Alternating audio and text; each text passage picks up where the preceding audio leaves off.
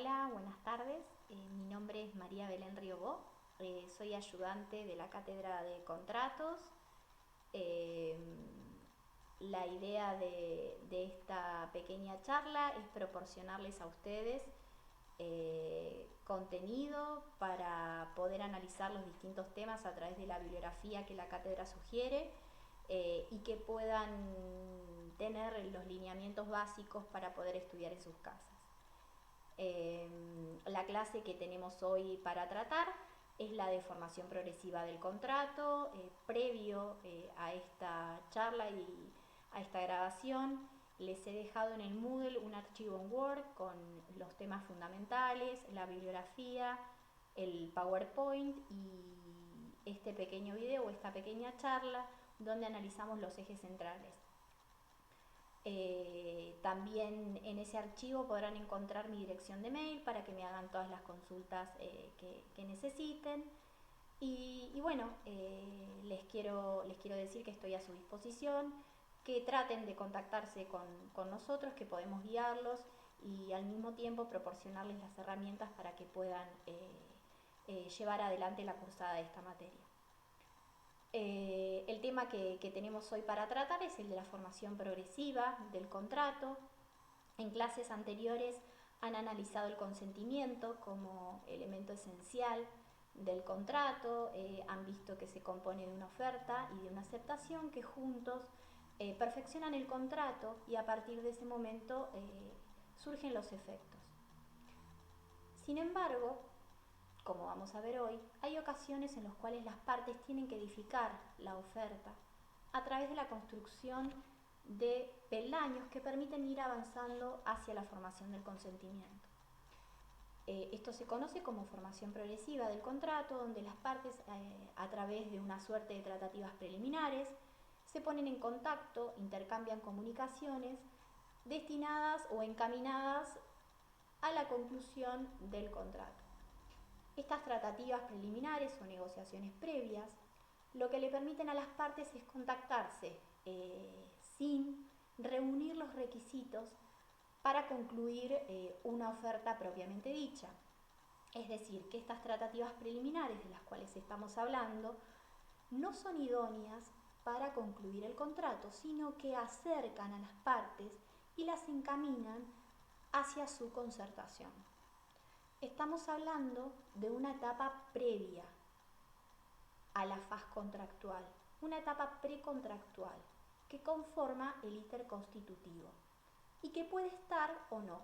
Por lo general, esta formación progresiva de contratos se da en aquellos negocios complejos, ¿sí?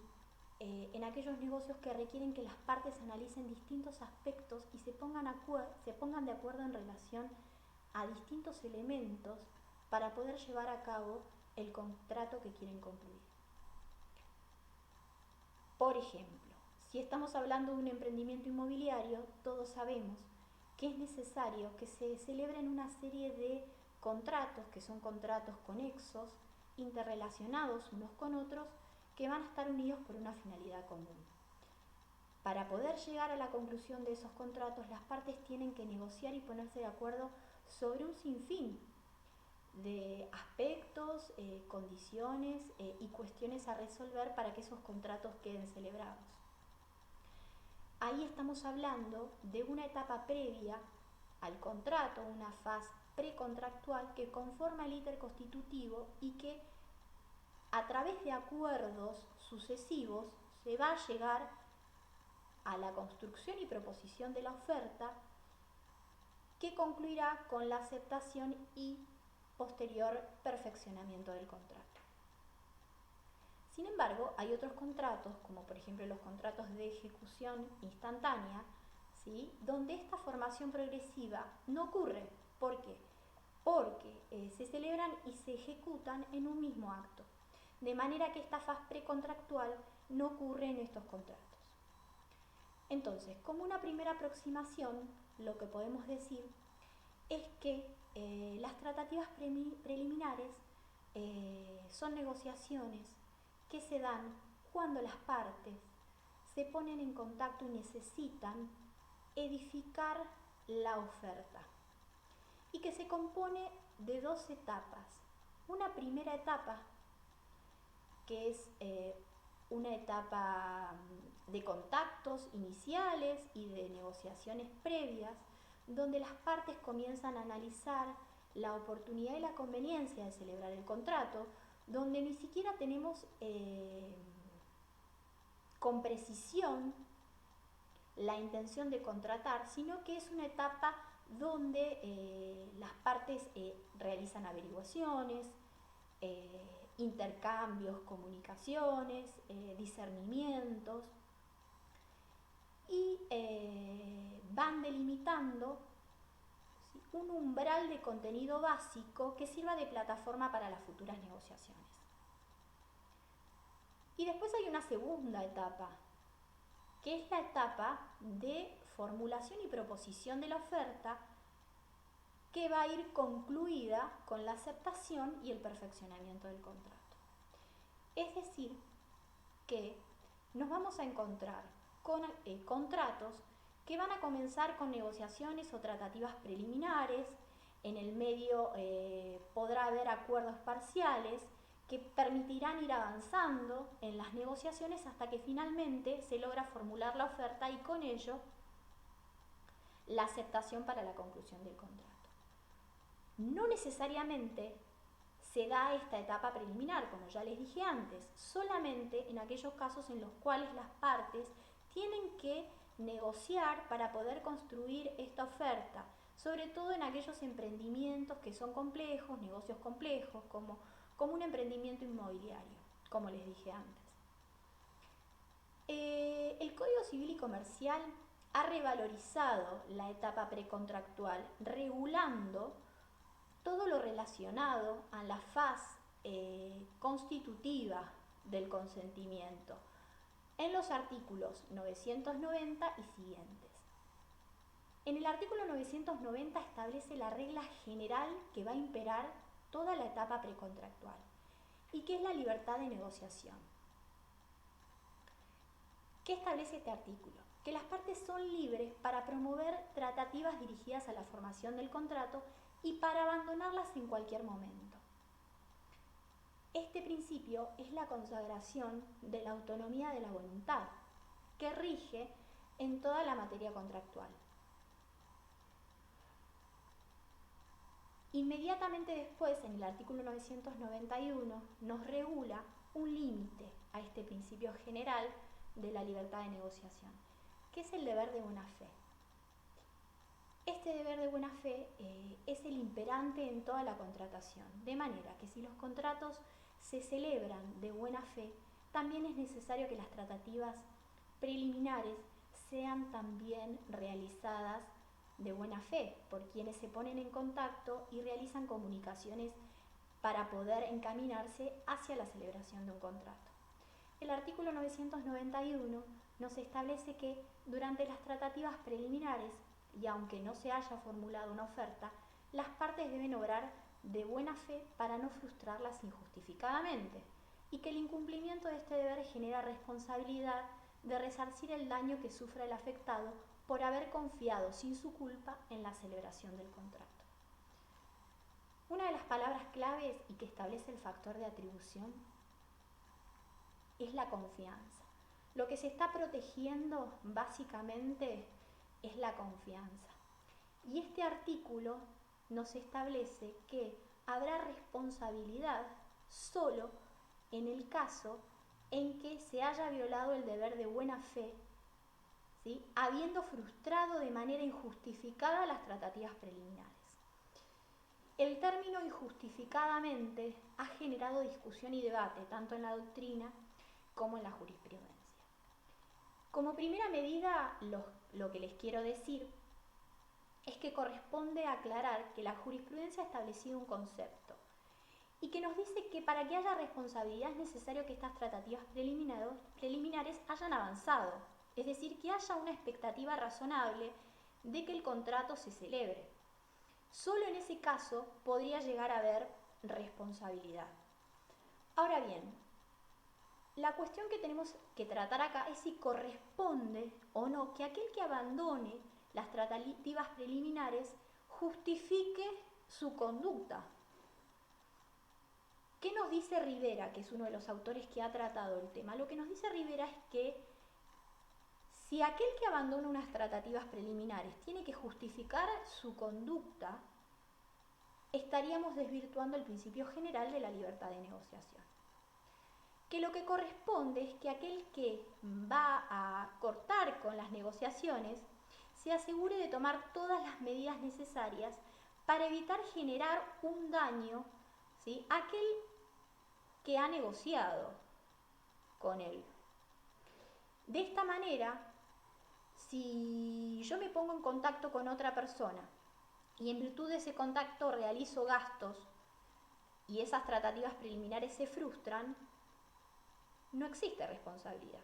Ahora bien, si la otra persona me ha inducido a creer que razonablemente va a celebrar un contrato conmigo y en función de esa creencia yo incurro en un gasto, entonces sí corresponde que exista responsabilidad. Esa es la diferencia que hay que tener en cuenta, y que esto es consecuencia de que es necesario prevenir los daños, que es un principio general que está establecido en el Código Civil y Comercial y que por ende se debe traspolar a esta etapa precontractual de tratativas preliminares. Ahora bien, durante estas tratativas preliminares podemos advertir, en primer lugar, que con la normativa del Código Civil y Comercial de la Nación se ha establecido este principio de libertad de negociación, que está reivindicado a través del artículo 990 del Código Civil y Comercial. Hemos analizado si corresponde o no justificar. Como ya dijimos, eso implicaría desvirtuar el artículo 990 del Código Civil y Comercial. Lo que hay que hacer es prevenir el daño. Y lo que hemos analizado es el término injustificadamente. ¿Qué es lo que corresponde cuando hablamos de injustificadamente? ¿Sí?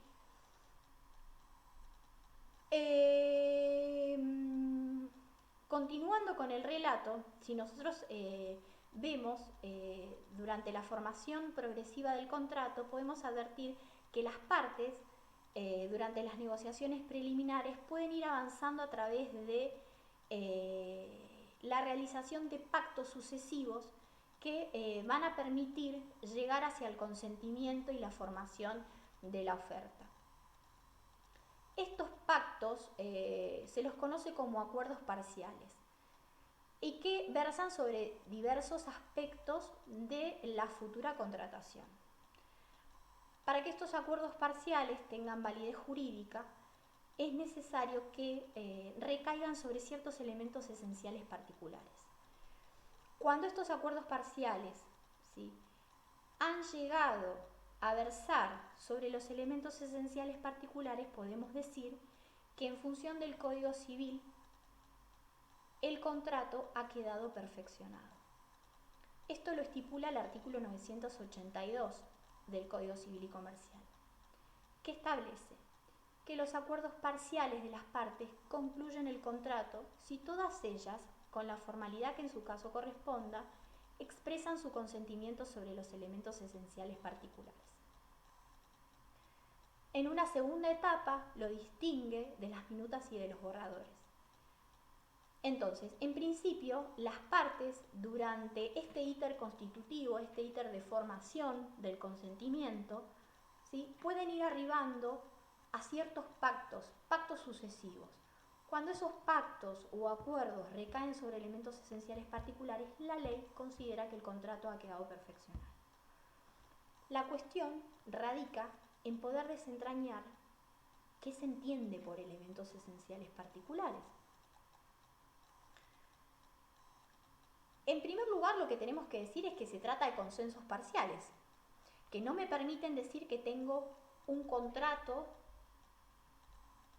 ¿sí?, o una oferta en su totalidad, ¿sí?, pero sí de alguna manera que he podido arribar a un acuerdo respecto de ciertas características del contrato futuro.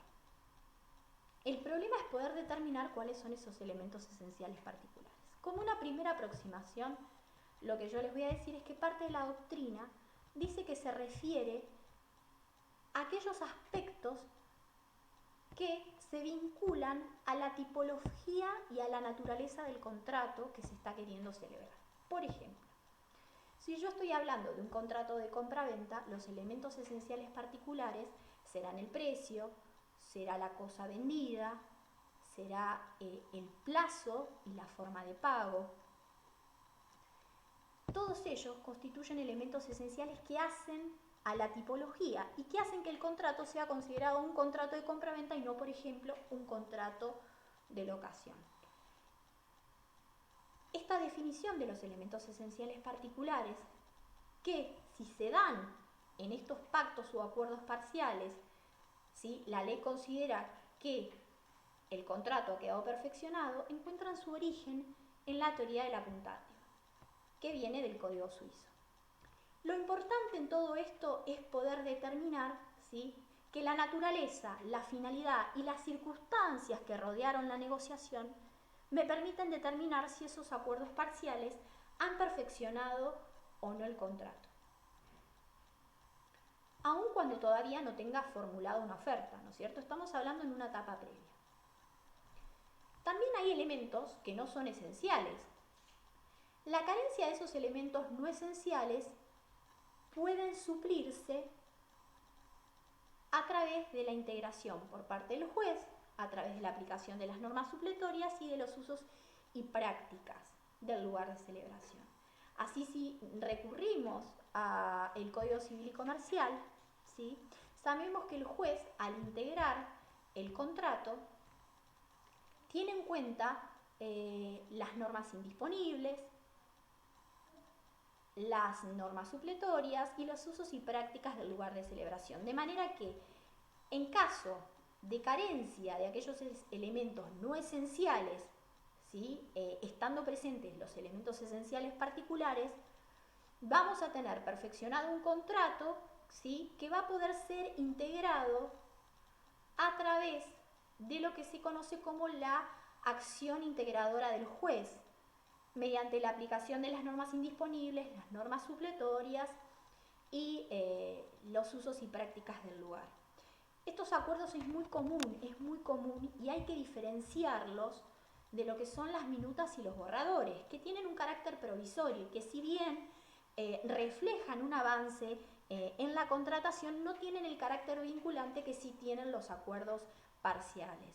Como ya les dije antes, estos acuerdos parciales, para que concluyan el contrato, deberán recaer sobre estos elementos esenciales particulares, y es fundamental el análisis que se haga de ellos para poder determinar si tenemos un contrato celebrado y perfeccionado. Bueno, con esto les concluyo esta pequeña charla para no agobiarlos. Espero que les sirva para poder ir a profundizar en la bibliografía. Me despido y quedo a disposición de ustedes. Saludos y nos vemos en la próxima clase.